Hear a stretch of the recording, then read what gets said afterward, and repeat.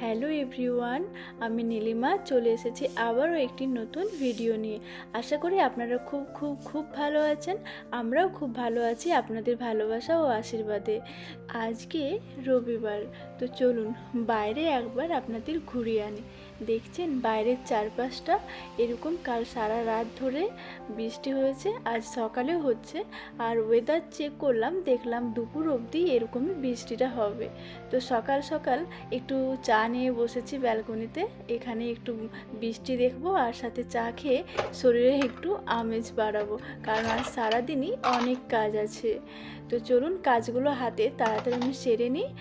আজকে আমাদের বাড়িতে একটা বাঙালি দাদা আসবে, যে কিনা মনদীপকে প্রথমে যখন মনদীপ এখানে আসে খুবই হেল্প করেছিল। তো ওই জন্য আজকে সেই দাদা আমাদের বাড়িতে আসবে। তো বাড়িতে অনেক কাজ আছে, তো সকালে টুকিটাকি কাজগুলো সেরে নিয়েছি। এখন একটু ব্রেকফাস্ট বানাবো। ব্রেকফাস্টে আর অন্য কিছু বানাচ্ছি না, এই ক্যালক্সই খাবো।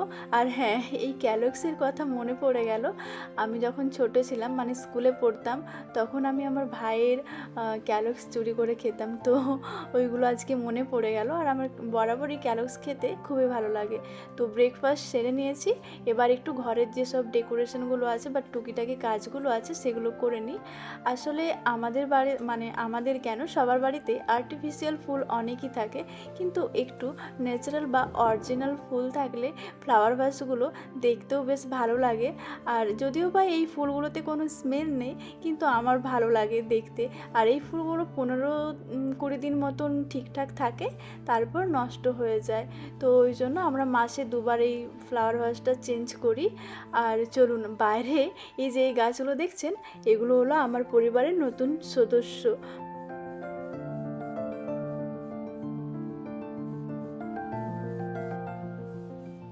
আমি এখানে ব্যালকনিতে গাছে জল দিচ্ছিলাম, ওদিকে আবার আমার বরমশাই কিচেনে রীতিমতন ম্যারিনেশন করে রেখে দিয়েছে চিকেনটাকে। তো যাই হোক, আমার অনেকটা কাজই কমিয়ে দিয়েছে। আর সত্যি কথা বলতে দুজনে মিলেমিশে কাজ করতে বেশি ভালো লাগে, কাজটা তাড়াতাড়িও হয় আর এনার্জিও বেড়ে যায়, কারণ গল্প করে করে কাজ করতে বেশি ভালো লাগে। আর এদিকে দেখুন না, আবার লাউয়ের খোসাও তুলে দিচ্ছে। আমি এদিকে আলু ভাজবো, তো তার জন্য আলুগুলো কেটে নিলাম। তো কি মেনু হচ্ছে সেগুলো আমি সবার শেষে বলবো, টুকটুক করে এরপর বাকি কাজগুলো করে নিই, কারণ অনেকগুলোই হাতে কাজ আছে।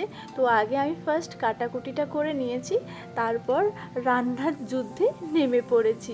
আর এখানে রান্না করতে করতে বলে রাখি, এখানে আপনারা তো জানেনই চিকেনের সব রকমেরই পিস পাওয়া যায়, ইভেন গোটা চিকেনও পাওয়া যায়।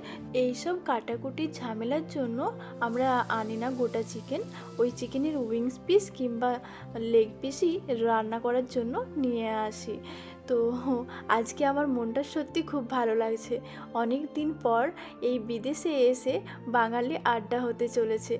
বিদেশে এসে এই প্রথম কোনো বাঙালির সাথে বাঙালি আড্ডা হবে, মানে মন খুলে বাংলাতে কথা বলবো। তো এটা বেশ ভালো লাগছে। আর সাথে থাকছে, যেহেতু আমরাও বাঙালি সেও বাঙালি, বাঙালি আড্ডা, তো বাঙালি পদ ছাড়া কি মানায়? তো ওই জন্য আজকে আমি মেনুতে রেখেছি সব বাঙালি পদ। এদিকে আবার আপনাদের সাথে গল্প করতে করতে আমার লাউ চিংড়িটা হয়ে গিয়েছে।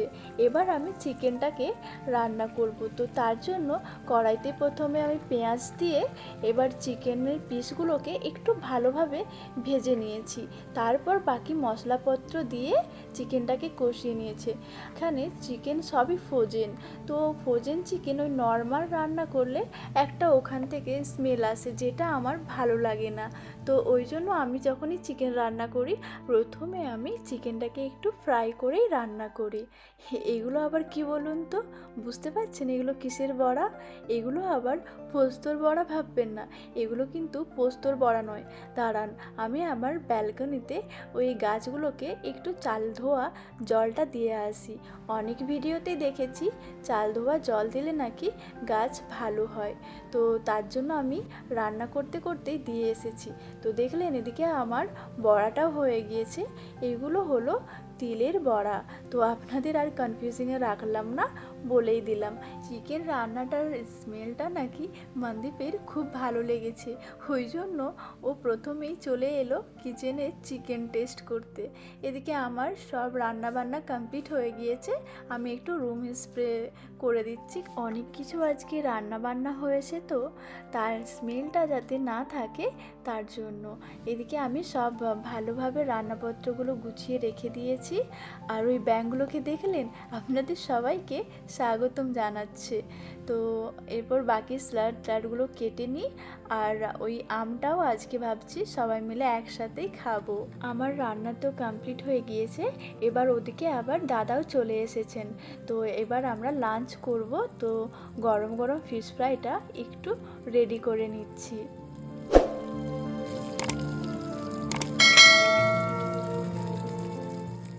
ওইগুলো তো সবই হয়ে গিয়েছে, এবার এই আমটাকেও আমি কেটে রেডি করে নিয়েছি। এই আমটার নাম হলো বাদামি আম। এই আমটা আমাদের দেশেরই আম, কিন্তু আমরা এখানে একটা দেশীয় সুপার মার্কেট থেকে এনেছিলাম। এই আমটা খেতে দুর্দান্ত, এর আগেও অনেকবার এনেছি। আর এই একটা আমের দাম কত জানেন? 450 টাকা। এখন আপনাদের সাথে শেয়ার করব আজকে আমি কি কি মেনু বানিয়েছিলাম। ভাত ছিল, আলু ভাজা ছিল পোস্ত দিয়ে, ভেন্ডি ভাজা আর সাদা তিলের বড়া, সাথে লাউ চিংড়ি আর চিকেন কষা, আর ছিল স্যালাড, ফিশ ফ্রাই, পাঁপড়, আর এই যে একটু গায়া ঘি দিয়ে দিলাম যেটা আমি দেশ থেকে এনেছি, আর একটু লঙ্কা আর পেঁয়াজ। বাস এই ছিল আমাদের আজকের মেনু। তো আমরা আমাদের লাঞ্চ কমপ্লিট করে একটু রেস্ট নিয়ে নিয়েছি। এবার দাদা হঠাৎই বলল যে চলো আমরা রুমে না থেকে একটু বাইরে ঘুরে আসি। তো ভাবলাম সাডেন প্ল্যান, ভালোই লাগলো। কেন সানডে বেকার রুমে বিকেলটা কাটাই, তো একটু ঘুরেও আসবো। ওই জন্য আমরা রেস্ট নেওয়ার পর আমরা রেডি হয়ে পড়েছি, মানে আমি রেডি হয়ে, আমাদের দুজনের দাদা, আমরা তিনজনে মিলে একটু বাইরে ঘুরতে যাব। এখানেই যাবো সামনাসামনি, মানে আমাদের পাশাপাশি। তো চলুন।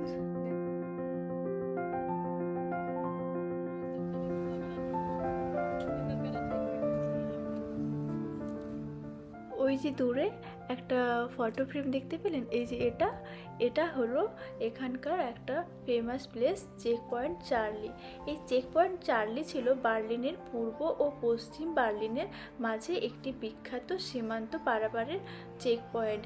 এটি মূলত কোল্ড ওয়ারের সময় মার্কিন ও সোভিয়েত রাশিয়া এই দুই দেশের মধ্যে সীমান্ত হিসেবে ব্যবহৃত হতো। পশ্চিমা শক্তি নিয়ন্ত্রণে থাকা এই চেক পয়েন্ট ছিল কূটনৈতিক, সামরিক সদস্য ও বিদেশিদের পারাপারের একটি গুরুত্বপূর্ণ জায়গা। এখানে অনেক যুদ্ধ বা ট্যাঙ্ক মুখোমুখিও হয়েছিল, যেটা 1961 সালে। তো এসব বকবক করতে করতে আর অনেক কিছু ঘোরাফেরা করার পরই একদমই তার পাশে ছিল একটা কফি হাউস, সেখানে চলে এসেছি।